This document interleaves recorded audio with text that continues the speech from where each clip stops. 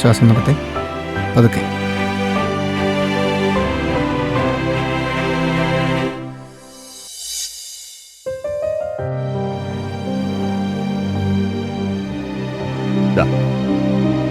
ശരിയായില്ലേ?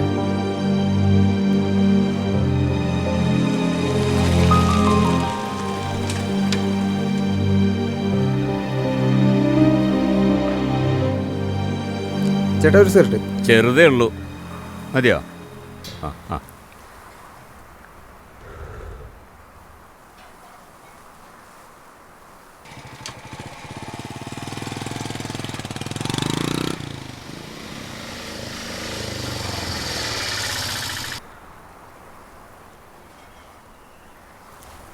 മത്യാസേട്ടാ, ഒന്ന് സഹായിക്കണം. എന്താ സുരേഷ്? കുറച്ച് പൈസ വേണമായിരുന്നു. എത്ര? ഒരു 2000 രൂപ ഉണ്ടാവുമോ?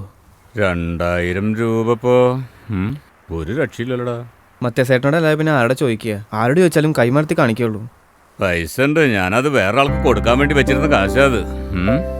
ഇനിയിപ്പോൾ അവൻ എപ്പോഴാ വന്ന് കയറാന്ന് അറിയില്ല. എന്തായാലും ഇതുകൊണ്ട് മതിയാവില്ല. ആ എന്തായാലും സുരേഷിന്റെ അത്യാവശ്യം നടക്കട്ടെ. 2000 തന്നെ ഉള്ളൂ. വലിയ ഉപകാരം. ആ ആ ശരി.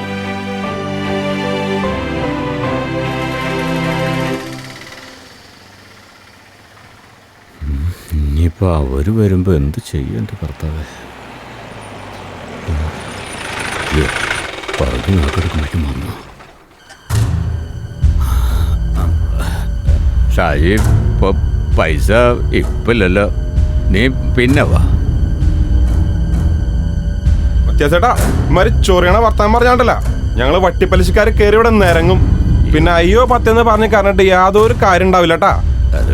മോളൊരെണ്ണ പരിവായിട്ട് വീട്ടിൽ നിക്കണല്ലേ അല്ലേടാ? പിന്നെ ആത്മഹത്യ, അതല്ലാതെ ഒരു വഴി ഉണ്ടാവില്ല കേട്ടാ. എനിക്കല്ല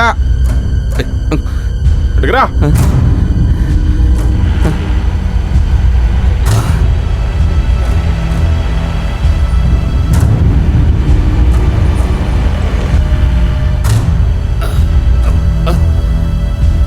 അപ്പാ എന്താ എന്താ അവര് പറഞ്ഞിട്ട് പോയേ?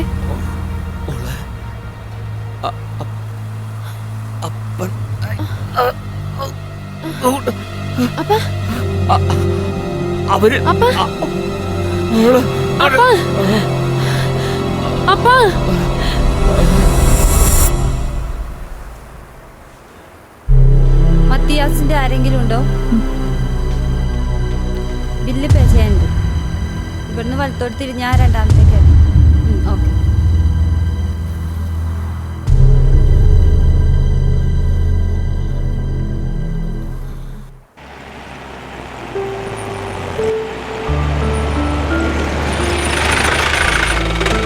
തന്താ അപ്പൻ ആശുപത്രിയിലാ.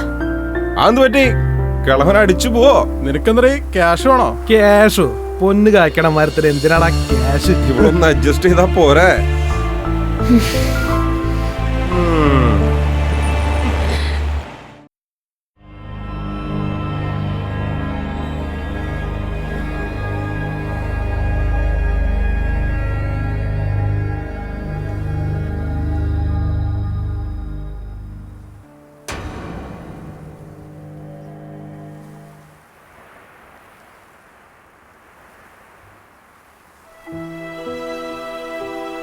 ചെറുപ്രായത്തിൽ തന്നെ അപ്പയുടെ യഥാർത്ഥ മകൾ ഫിലോമിന അസുഖം മൂലം നഷ്ടപ്പെട്ടു. മകളുടെ വേർപാട് അപ്പയെ വല്ലാതെ തളർത്തി. ആ സമയത്ത് തന്നെയാണ് ഞാനും അനാഥയായത്.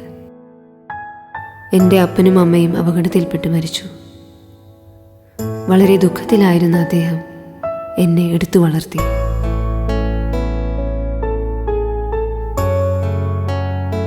എല്ലാവരാലും ഉപേക്ഷിക്കപ്പെട്ട എന്നെ ഈ അപ്പ സ്വന്തം മകളായി സ്വീകരിച്ചു. അപ്പയുടെ ഈ അവസ്ഥയിൽ ഇനി എന്ത് ചെയ്യണമെന്ന് എനിക്കറിയില്ല doctor. You are so tensed now. ധൈര്യമായിരിക്കേ, ഓപ്പറേഷനൊക്കെ കഴിഞ്ഞില്ലേ. ഇനി ആവശ്യം കംപ്ലീറ്റ് വിശ്രമമാണ്. ധൈര്യമായി പോകോളൂ, ഞങ്ങളൊക്കെ ഇല്ലേ ഇവിടെ.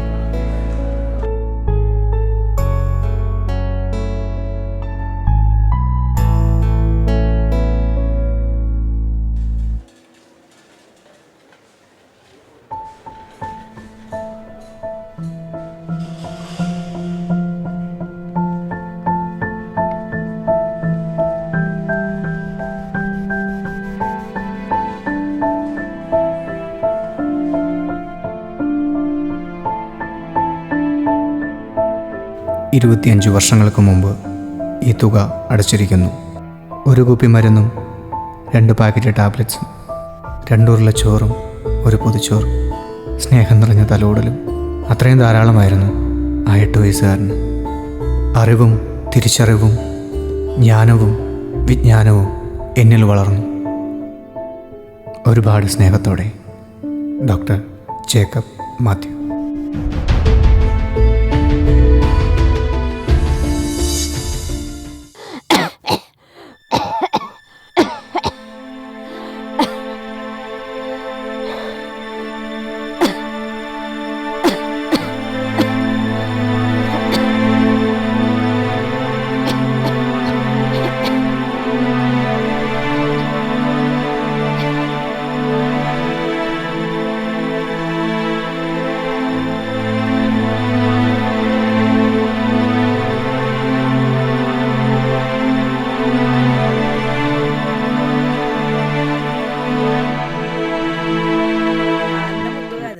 കയ്യിന്റെ മുട്ടുവേദന 10-15 ദിവസമായി.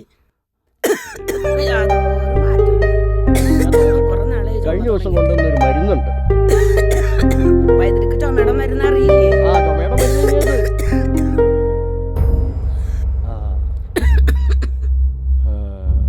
ഇതങ്ങടെ 2 നേരമായിട്ട് കഴിച്ചാൽ മതി.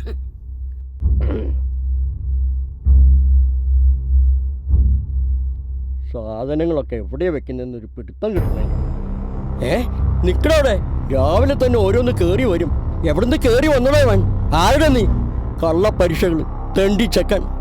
പറയടാ, പറയാൻ പോലീസിൽ ഏൽപ്പിക്കാൻ വേണ്ടത്. നീ എവിടുന്നാ വലിഞ്ഞേറി വന്നേ? നിന്നെ വെറുതെ വിട്ടാ പറ്റില്ല. എന്താ എന്താ രാഘവട്ട പ്രശ്നം? എന്റെ മത്യാസ, നീ ഇത് കണ്ടില്ലേ? ഈ കള്ളച്ചെറുക്കൻ്റെ മരുന്നെല്ലാം മോഷിച്ചോണ്ടോ ഇവന്റെ ഊരടിച്ച് തൊലി പൊളിക്കണം. വിട്ടുകള രാഘവട്ട, കുട്ടികളല്ലേ. എന്താ നിന്റെ കയ്യില്? നോക്കട്ടെ നോക്കട്ടെടാ ഇത്. ഇതെന്തത്? ആർക്കാ? അമ്മ എന്താ സുഖമില്ലാണ്ട് കിടക്കുകയാണോ? വേണ്ട, കരയണ്ട കരയണ്ട കരയണ്ട കേട്ടാ.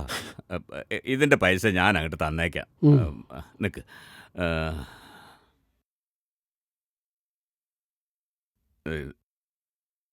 മോനെ എന്തിനാ എങ്ങനെയൊക്കെ? എന്തിനാണോ മത്യാസെ താൻ എല്ലാവരും ഇങ്ങനെ സഹായിക്കാൻ നടക്കുന്നത്? മോൻ വല്ലതും കഴിച്ചോ? വാ വാ.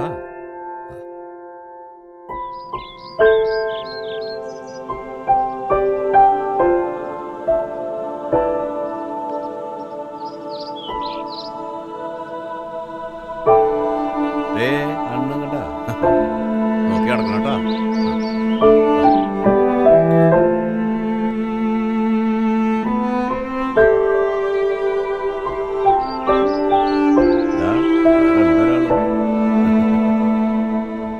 മോളെ വാ. ആ, ഇതാണ് എന്റെ മോള്. വാ, മോള് കഴിച്ചോ? ഇന്ന് നമുക്ക് ഒരുമിച്ചിരുന്ന് ഭക്ഷണം കഴിക്കാട്ടോ. വാ, രണ്ടാള് വാ.